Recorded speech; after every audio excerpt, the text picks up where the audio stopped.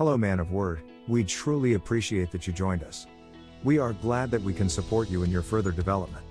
Today's topic is about 5 lessons that everyone should learn from the book Think Like a Monk, written by Jay Shetty. So, let's begin. Welcome to amanofword.com, the most refreshing network in the business world. Why should you pay close attention to this? 1.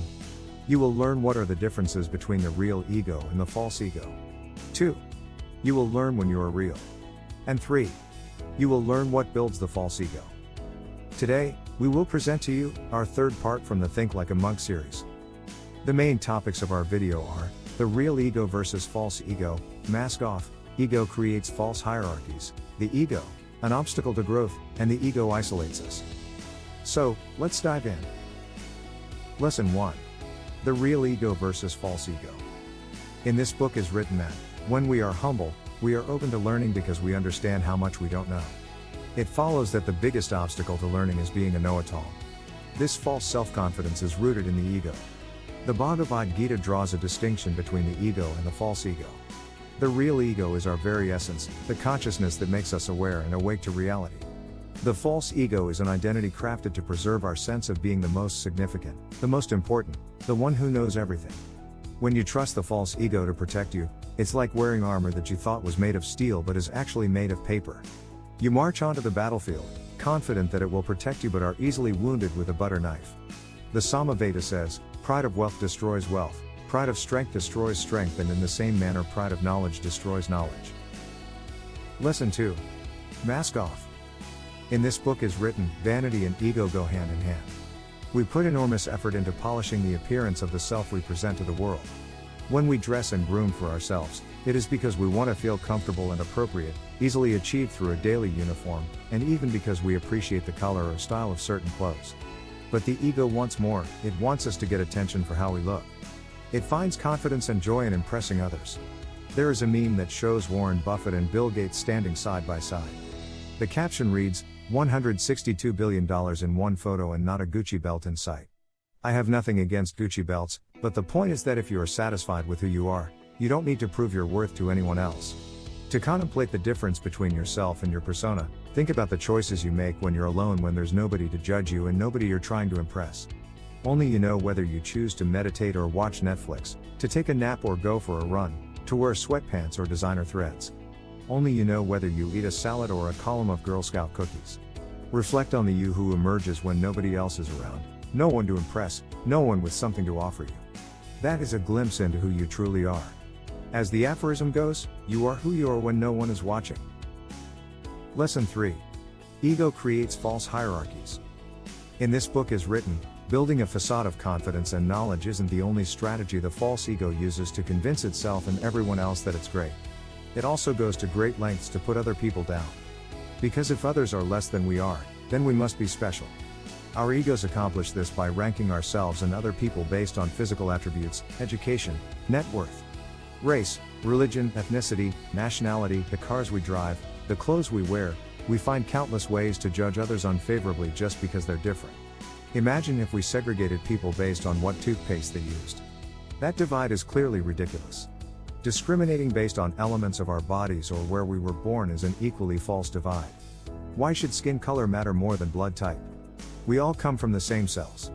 The Dalai Lama says, under the bright sun, many of us are gathered together with different languages, different styles of dress, even different faiths. However, all of us are the same in being humans, and we all uniquely have the thought of I, and we're all the same in wanting happiness, and in wanting to avoid suffering.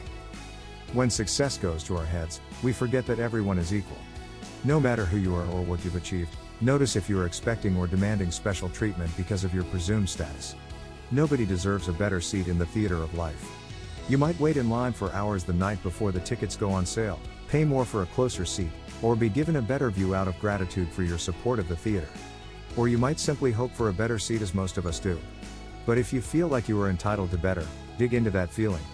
What makes you better than the other audience members? The arrogant ego desires respect, whereas the humble worker inspires respect.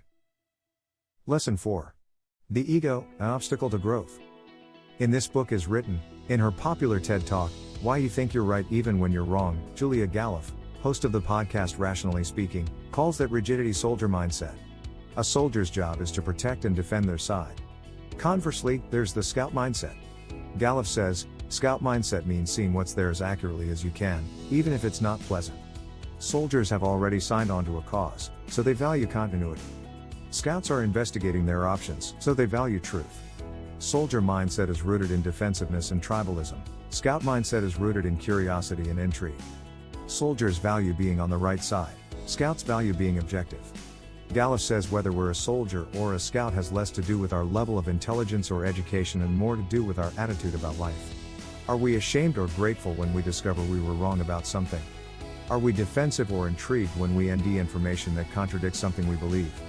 If we aren't open-minded, we deny ourselves opportunities to learn, grow, and change. Lesson 5. The ego isolates us. In this book is written that, when a Roman general returned from victorious battles, it is said that it was customary to have a slave stand behind him whispering, "Remember, you are a man," in his ear. No matter how well he had done and how lauded he was for his leadership, he was still a man, like all other men. Ego isolates you. Don't live in a world where you start thinking you're so special that one person is worth your time and another isn't. In an interview, Robert Downey Jr. offered a modern version of the same wisdom.